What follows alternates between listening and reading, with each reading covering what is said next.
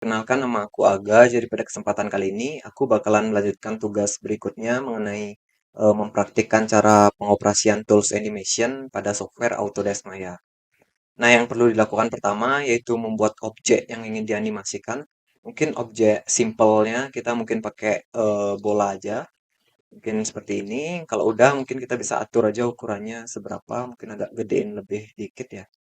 Oke, kalau seperti ini aja. Kalau udah kita atur position pertama mau di mana. Misalnya kita atur position pertamanya di sini seperti ini. Setelah itu mungkin kita sebelum masuk ke animasi kita atur dulu kita memerlukan berapa frame. Mungkin sebagai contoh kita pakai 80 aja untuk memperlihatkan ada berapa frame di sini agar tidak terlalu banyak juga. Kalau udah di sini kita tinggal lock dari position animasi animasi pertama. Karena posisinya di sini kita lock aja di sini dengan cara pergi ke tools animation sini terus ke key dan set key. Fungsinya yaitu melock atau mengunci position dari animasi ini agar dia di frame satu ini dia tetap di sini dan di frame selanjutnya kita tinggal atur. Kalau misalnya kita langsung pergi ke frame berikutnya, terus kita atur posisinya tanpa melakukan keyframe, maka yang terjadi adalah jika di play dia balik lagi ke posisi pertama karena kita belum melakukan keyframe pada frame yang berikutnya. Jadi yang perlu kita lakukan yaitu mencari frame berikutnya, misalnya kita pakai frame 20 ya, misalnya 20, terus kita atur aja posisinya mau di mana, misalnya kita pakai posisinya di sini. Selanjutnya kita harus mengunci dulu di frame ini, mengunci dulu posisi di frame ini dengan cara seperti tadi ke key, ke set key. Tapi ada cara yang lebih mudahnya agar tidak melakukan hal tersebut, yaitu dengan melakukan auto keying, yaitu dengan cara kalian pergi ke fitur yang kanan bawah yang nomor 2 ini, itu ada yang namanya auto keyframe toggle, itu kalian tinggal klik, jadi kalian tinggal pergi ke frame berikutnya, misalnya ke frame 40, itu kalian tinggal eh, atur aja posisi dari objeknya itu udah langsung ke key, ke kunci dia. Langsung aja kita pergi ke mungkin misalnya di sini ya. Nah, misalnya di sini itu nanti posisinya bakal langsung ke kunci di sini. Jadi kita nggak perlu lagi ke key secara manual gitu ya. Selanjutnya mungkin saya akan coba kasih di frame 60 yaitu misalnya di sini.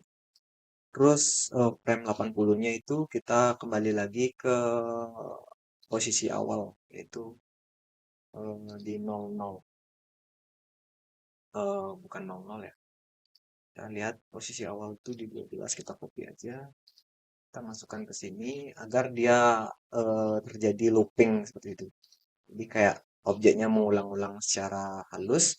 Jadi kita atur posisi akhir di sini ke posisi yang awal. Nah, kalau udah seperti ini sebenarnya udah mungkin kita lebih kreasiin lebih dikit. Mungkin kita taruh agak naik turun. Mungkin kita agak naikin di sini. Terus kita juga naikin di sini. Terus kita juga posisiin ini kita taruh di nol dulu sama ini juga kita taruh di nol juga.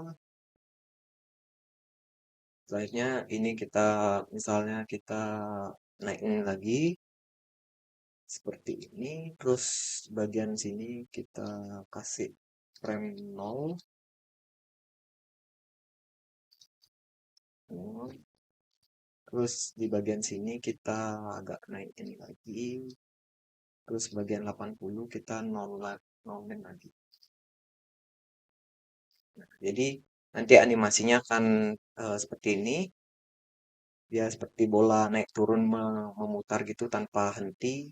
Jadi kayak looping gitu. Kalau udah, mungkin di sini kita bisa atur dari gerakan animasinya dari Grab Editor itu dengan cara pergi ke Windows, ke Animation Editor, ke Grab Editor. Nah, di sini kita bisa atur dari eh, positionnya baik X, Y, Z-nya yaitu secara satu persatu. Misalnya di sini kita mau atur dari ketinggian Y-nya misalnya. kita atur pada saat naik di sini misalnya, terus kita atur agak turun bisa, agak naik bisa, bisa kita atur dari sininya. Jadinya